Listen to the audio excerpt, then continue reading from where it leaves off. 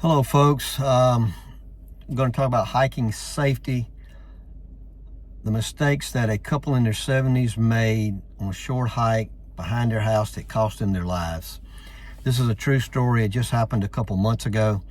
I follow a lot of stories of people who have issues and problems, and some people live and some people don't when they're out hiking. It's very unfortunate. They didn't have the essential gear to survive, and that is a survival kit. Most people have no clue what a survival kit is. They think stuff they just stick down in their backpack is their survival kit, but that's not true. Although if you go on a short hike, some people, and I've made this mistake, and a lot of people make it, we just go out and take water and that's it. A survival kit, and I'm going to make a video on all the stuff that goes in, is like in a fanny pack, something like that. Stuff that you can get to immediately, easily. You would use it if you're hurt, if you're lost, or if you're hurt and lost. Now think about it.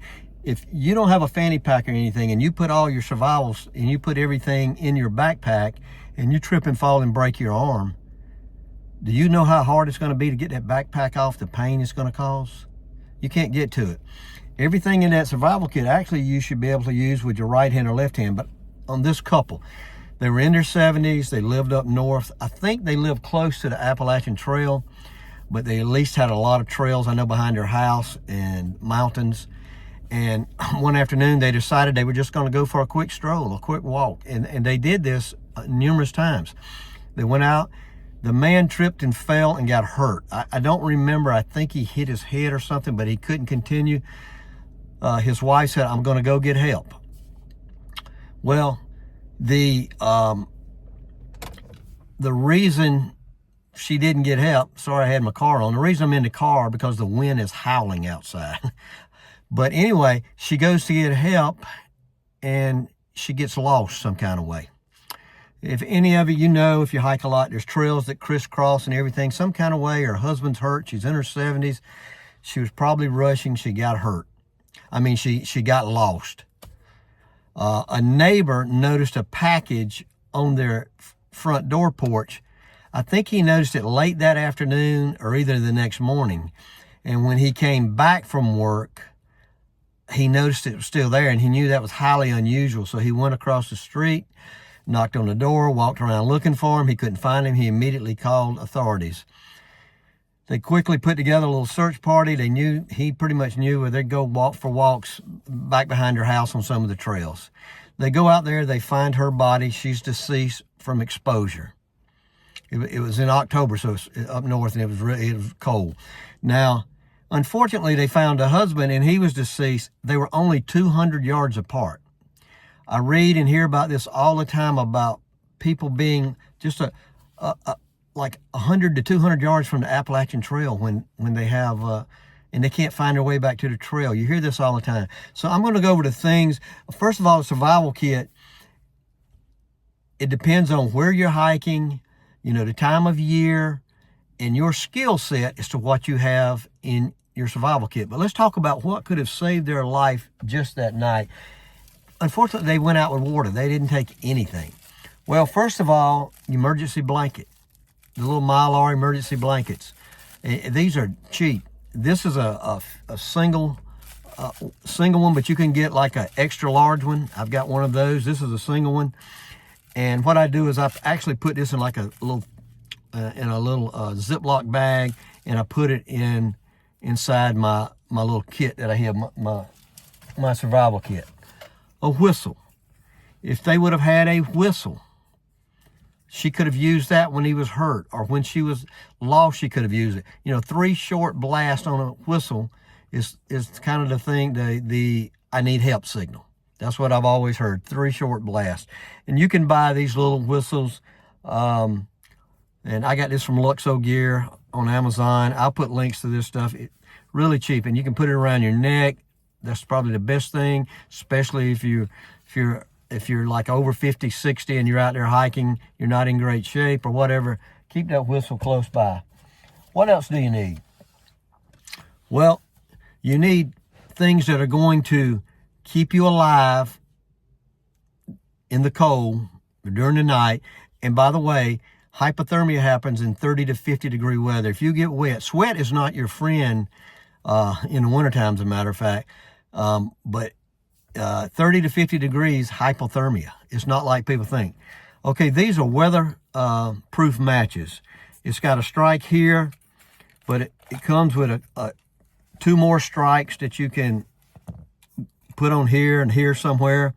It's got 25 matches. These are the other strikes that you can attach, and you don't want to use these matches, use them up.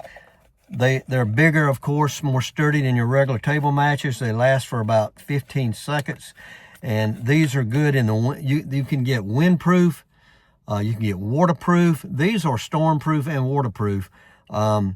Yeah, and you know wind makes it really hard. You need several ways to get you a fire going.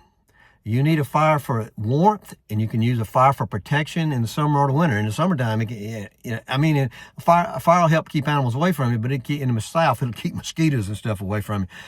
But this right here will go in your kit. And like I said, your whistle can go around your neck or in your kit. You need either a flashlight, a small flashlight, and it can go in the kit, or it can be in a side pocket. You can put a flashlight a lot of different ways, but they needed a flashlight for night. If you don't have a flashlight, if you didn't bring it, bring your headlamp. Now, this one's in a box. I just got it. My other one went on. It just quit working. I don't know, but I just got this black diamond one, and these are cheap items that could save your life. You need it at night, when you're out there. Also, this right here will not fit. Okay, this won't fit in. It can fit, depends on the size of your fanny pack. This right here is a emergency sleeping bag. Emergency sleeping bag, and I've got a pack of 2 of them. If this would not fit in my fanny pack, I would put it in my backpack. I don't need this immediately. I don't need it immediately. But I would get you a couple of these. These things are life-saving things. What else do you need? Well, you need your, you don't need a big old first aid kit. You don't need that. And I thought I had my first aid kit in here. I don't, I guess. But anyway, you got your first aid kit. Most of those first aid kits have numerous bandages the same type. Just take out a few things that you might need, put them in a Ziploc bag, put them in your survival kit. I put 2 bars in my survival kit. Because a lot of times I'll go out for a short hike for an hour or two. Hey, and I kind of got stuck this summer, and I'll tell you that story later in another video. But get you a couple high carb bars with a lot of calories. I know if you're trying to lose weight, you don't want that, but that is what you need to give you energy. You need multiple ways to start that fire. So I also just have a big lighter in there. That helps me start a fire, or the candle. And like I said, the first aid kit, just tape a couple things out, and you should don't ever go without a couple bottles of water. If you got your backpack, a little day pack, put bottles of water in there, or however you attach it. Very important that you have water. Mesa Verde, I almost got myself in a mess. Like I say, I'll talk about that later. But that's a basic survival kit. If they would have had this, now I don't know how badly injured the old man was. I say old, he wasn't that much older than me, since 70. But emergency blanket, emergency sleeping bag, bivy bag, some lights for a night, ways to start a fire, a couple bars there, even candy bars, Snicker bars or something, if you don't like high carb or high protein bars, anything like that. But get that, and I'm going to show you my fanny pack. I had a fanny pack that was too tight, and now I realize I need a bigger fanny pack, and I got it. And I'm going to show you everything that I would put in a fanny pack, especially when I'm out doing a longer hike. But for a short hike, the items I just showed you are what you need. You may come up with other things that you need according to where you live, according to your skill set. It does you no good to get all the way you see the guys that are really good out in the woods starting fires and using different things.